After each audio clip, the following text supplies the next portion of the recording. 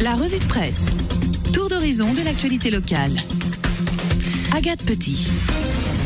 Bonjour à toutes et à tous, une revue de presse un peu spéciale cette semaine puisqu'elle sera en partie consacrée à deux magazines, deux modèles économiques, deux situations bien différentes.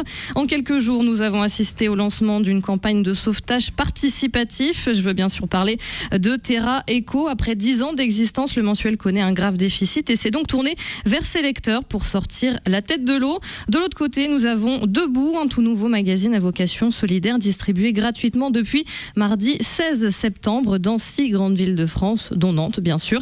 Alors on va se pencher dans un premier temps sur le cas Terra Eco dont je vous montre actuellement le dernier numéro en couverture. Voici. Alors David Solon, le directeur de la rédaction, est avec nous au téléphone en direct. Bonjour David. Bonjour. Bien réveillé ? Ouais, parfait. Bon, ça tombe bien. Alors, vous êtes la seconde publication française à faire appel au crowdfunding. Nice Matin, il y a eu recours cet été, avec succès d'ailleurs, 300 000 € récoltés.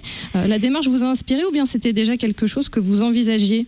Non, on avait envisagé ça depuis longtemps. Le seul truc, c'est qu'on aurait souhaité le faire dans un projet extrêmement constructif d'un Terra 2 ou d'une réinvention du média. On est obligé de le faire un peu plus tôt que prévu parce qu'il y a le magazine, l'entreprise a une petite dette qu'il faut éponger. Elle n'est pas de 500 000 € évidemment, elle est bien moins importante que ça. Et voilà. Et donc Nice Matin, on les avait regardés. Nice Matin, juste pour l'info, a eu le soutien des collectivités qui se sont abonnées. Toutes les collectivités autour de Nice se sont abonnées. Alors pour des petits montants, pour des petits volumes, 10 abonnements, 20 abonnements, 100 abonnements. Voilà. Peut-être que ici en Loire-Atlantique, dans la région Pays de la Loire, c'est pas votre cas. Si, un peu. La ville de Nantes, par exemple, nous soutient. Il faudrait que ce soit un peu plus large. Alors comment est-ce que vous en êtes arrivé là concrètement ? Est-ce que les ventes ont baissé ? Non, les ventes n'ont pas baissé, même les abonnements progressent. C'est bien ce qui nous fait croire en ce projet qui date de 10 ans et qui a été créé par des journalistes à partir d'une feuille blanche. Comme on en est arrivé là, je crois que c'est la crise de la presse en général. Les gens, vous l'avez dit, il y a un magazine qui s'appelle Debout qui sort aujourd'hui ou qui sort demain.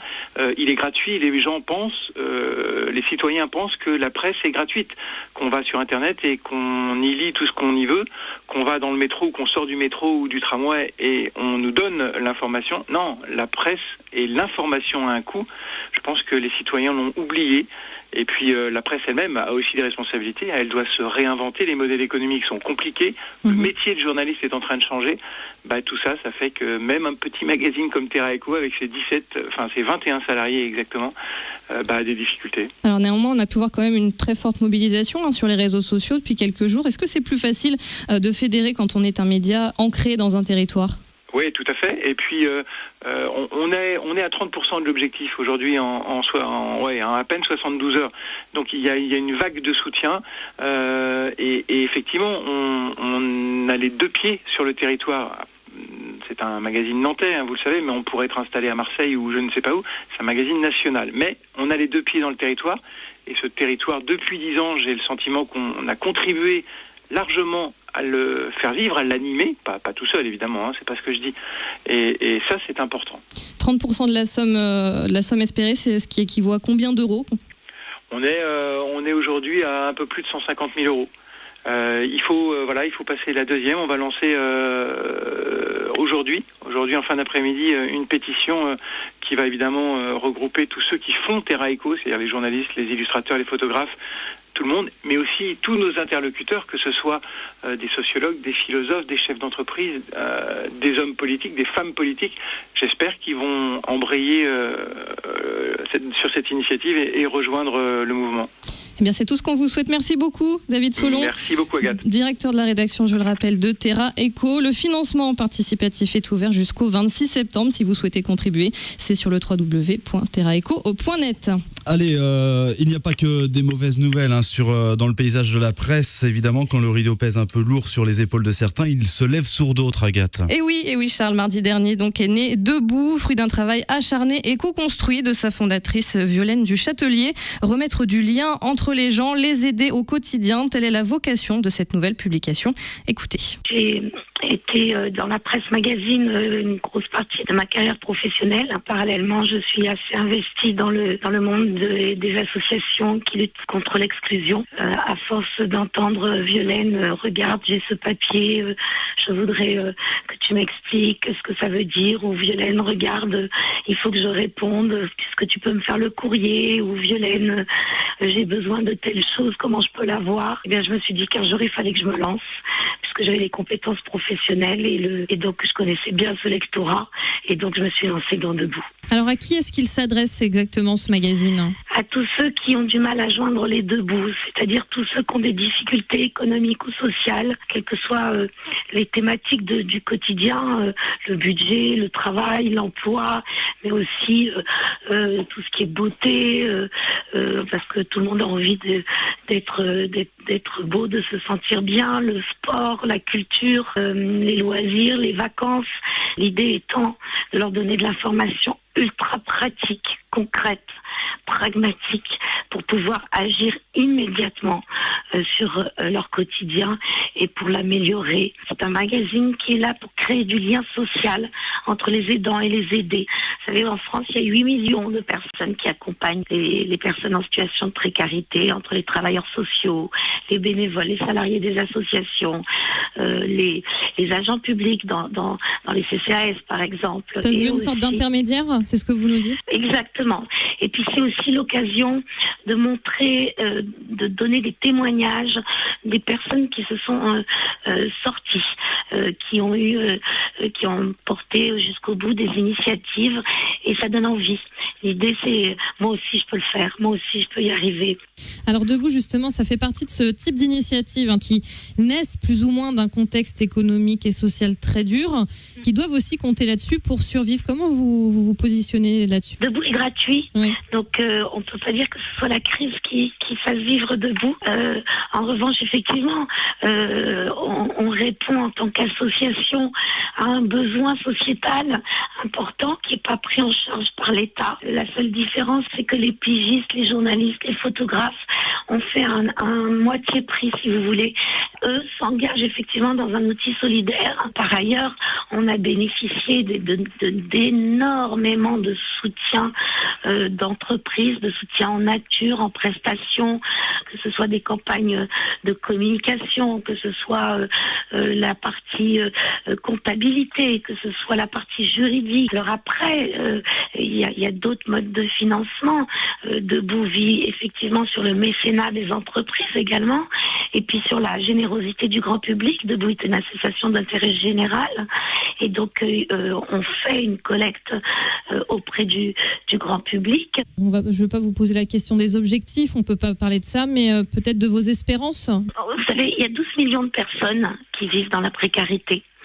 Malheureusement, Debout, on ne pourra jamais en faire 12 millions, mais en 2018, selon notre plan de développement, on devrait être capable de faire 1 million par numéro. Voilà, donc on rappelle que Debout est gratuit. Le premier exemplaire a été distribué à 14 000 exemplaires à Nantes.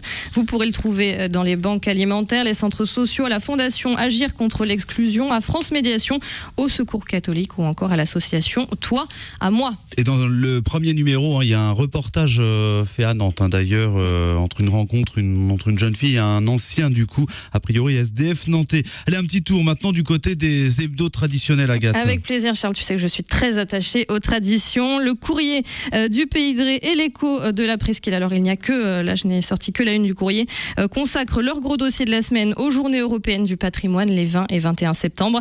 Alors les deux journaux proposent un point complet sur les rendez-vous proposés. C'est également l'occasion pour le courrier en particulier de revenir sur la saison culturelle à Pornic, avec notamment la venue de Christophe Malavoie en novembre et de Michel Jonas début 2015.